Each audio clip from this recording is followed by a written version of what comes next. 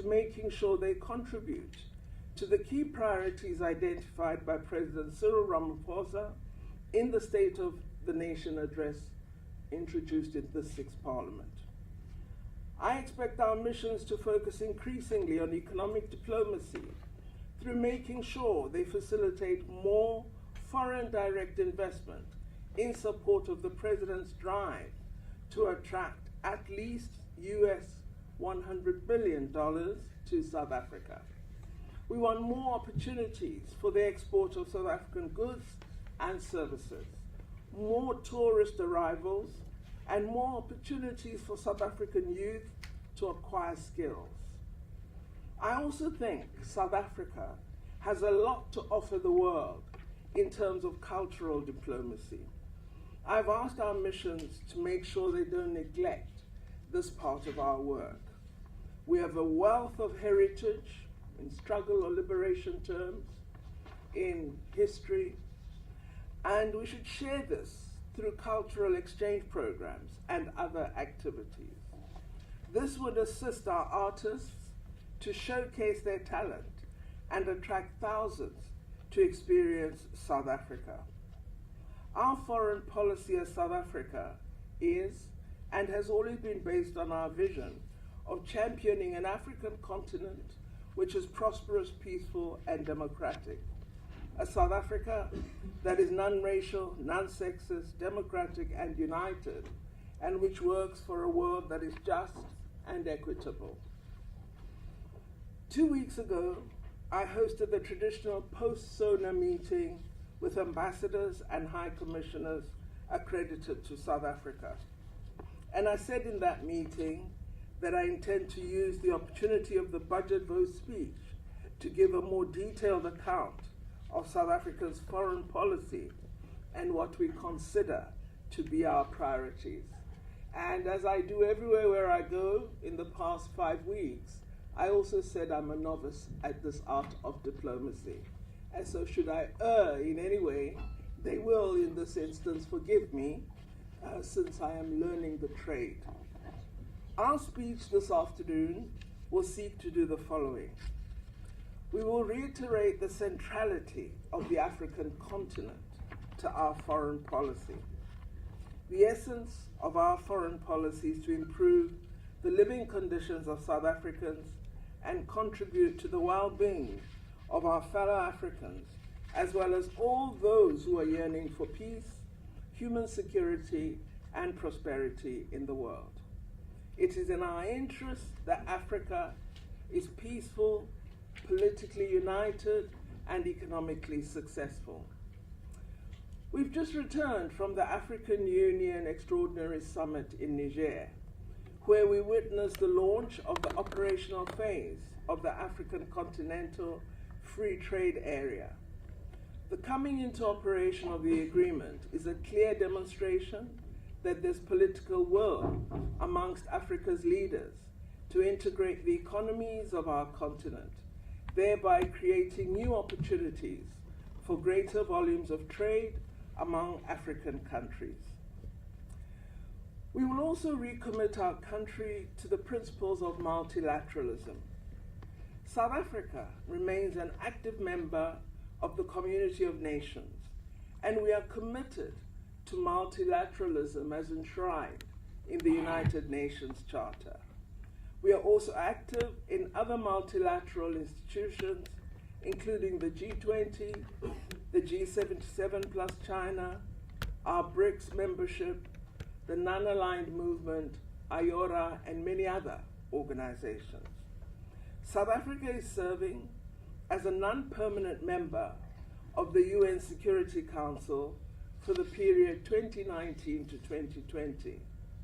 Our tenure in the Security Council is dedicated to the legacy of President Nelson Mandela, who was known for his commitment to peace.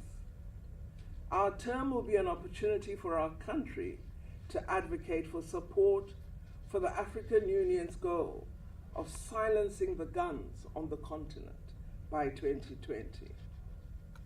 Lastly, we will confirm today our continuing solidarity with countries that are enduring hardship.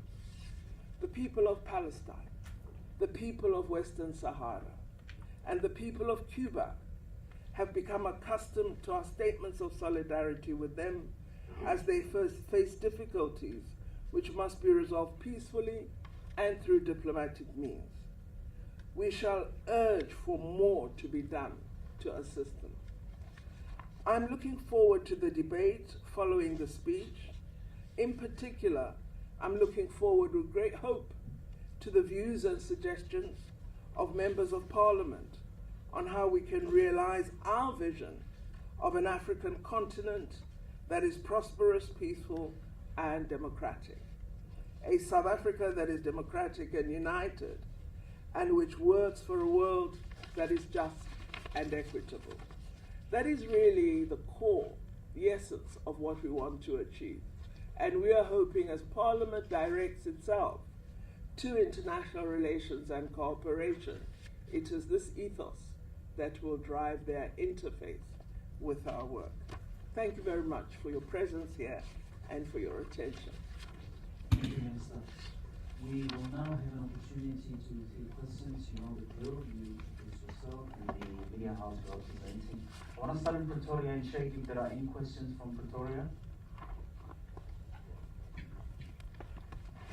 No, thanks, President. We don't have any question in Pretoria. Thanks. Oh, thank you very much. Back to Cape Town. Let's start here and work our way to the back. Minister Joseph Musia from SABC. I'm sorry to start with the questions that are not contained in your briefing. They relate to our missions abroad. Especially with the developments this week of Ambassador to the Netherlands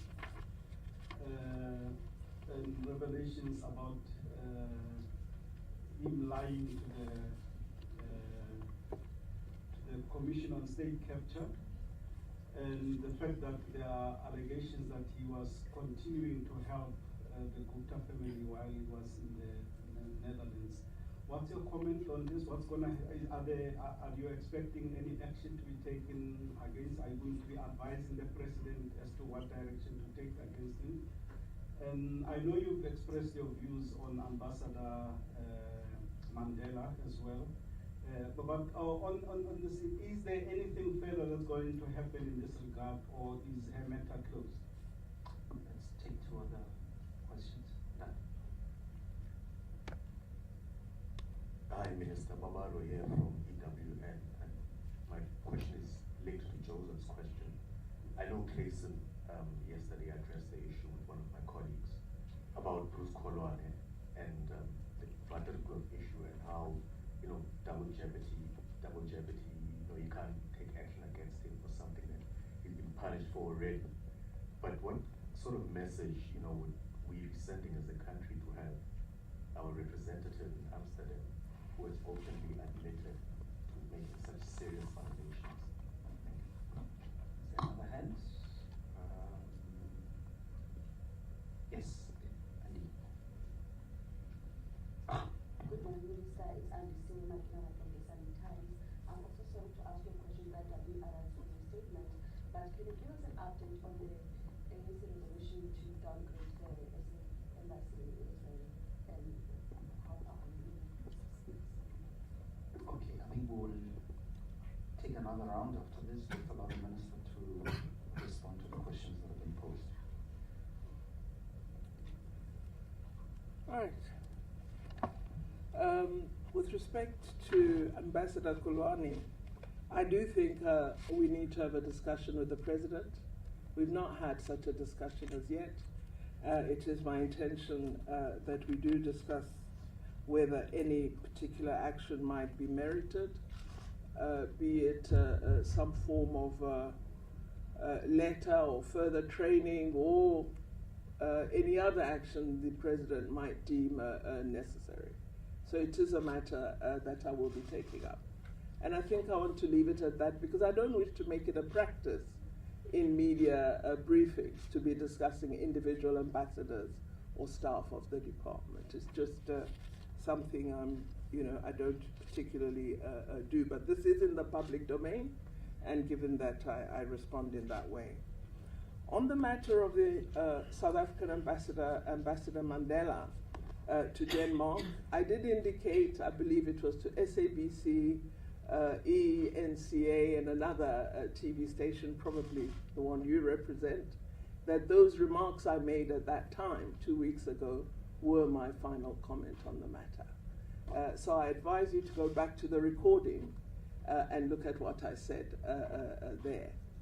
I indicated there is nothing wrong with an ambassador stating the policy perspectives of South Africa, particularly with respect to such a painful matter as land. However, I did say there's a particular conduct I expect of our diplomats. And once you become immersed in a hurly-burly of back and forth, and it may go to a level that then detracts from your position as a representative of the president and our country overseas, it harms our standing. And thus I would not expect that. But as to restating our intention that there should be far more equitable access to land, no one can quarrel with such an opinion. I've also advised that the media should not only look at Ambassador Mandela's statements, they should look at the responses she received and their character, because we comment on one dimension and don't look at the totality of that interacting. Nevertheless, I do expect a conduct from our diplomats that holds up the highest standard of public interface. Now, on the ANC resolution, well, I think what we should talk about, I'm a minister of the government, and I must talk on government's policy. Government had indicated, I believe I was part of that debate a year or two ago, that we would have a liaison office in Israel. And Minister Sisulu, my predecessor, indeed recalled our ambassador from Israel. And we have made it clear that this is in no way an action against the people of Israel. It is a solidarity action in support of the plight and cry for freedom of the people of Palestine. And when there is very concrete movement to find a lasting peace, we clearly as South Africa would be ready to reconsider our position. But we do have a duty that those who are held captive by the absence of freedom do feel the world is with them, just as we expected the world to be with us when we were struggling against apartheid. I believe I've answered the three questions. Yes, thanks, Minister. By the way, the former ambassador to Israel is sitting here, Mr. Mbogani is now listed. Do we have No, he's not here to answer questions. I'm just introducing him. Do we have other questions? That seems to have been the last question. This will be the last question.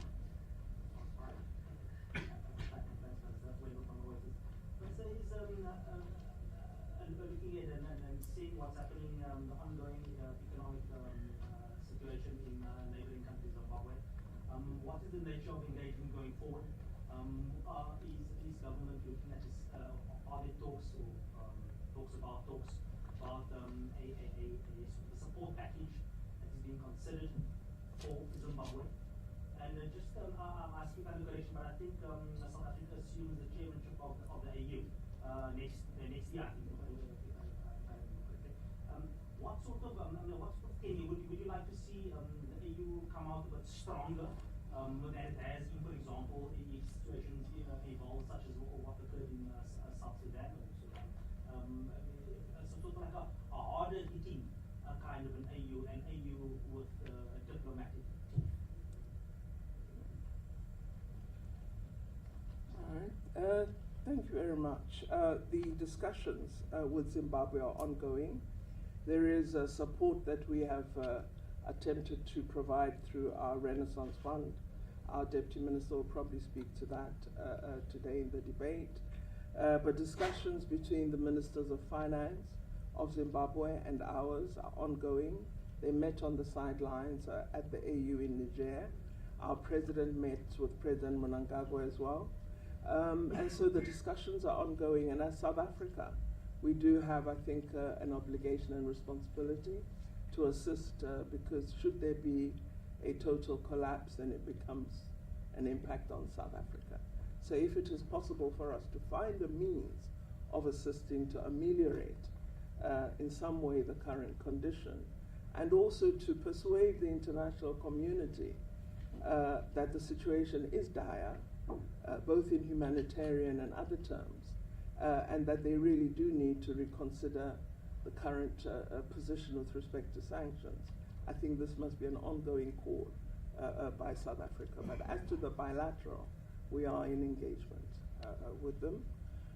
And then on the AU chair, I think, let's be fair, the fact that the Peace and Security Council was so speedy in taking action with respect to Sudan's military council and indicating that they regarded the acts as, somewhat of a coup, particularly the violence against civilians.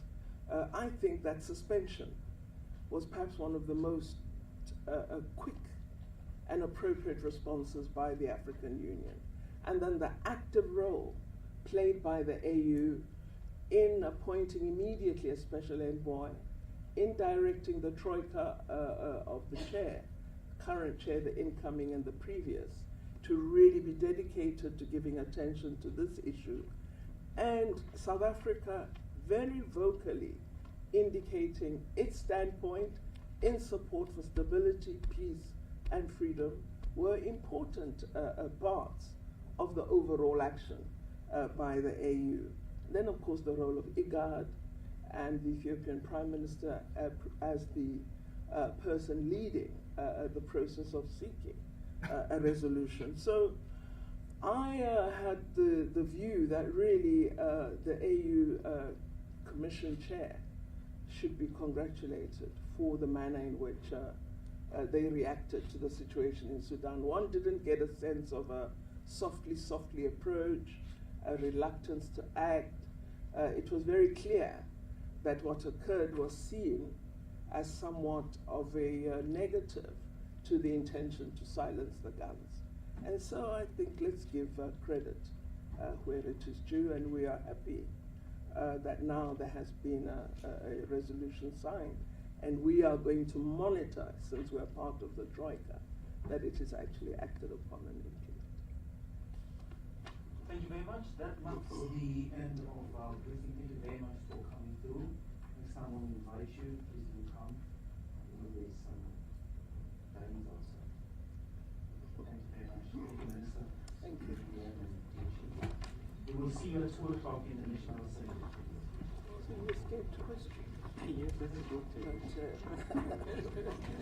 Get you at some. I only take for the birthday, not there.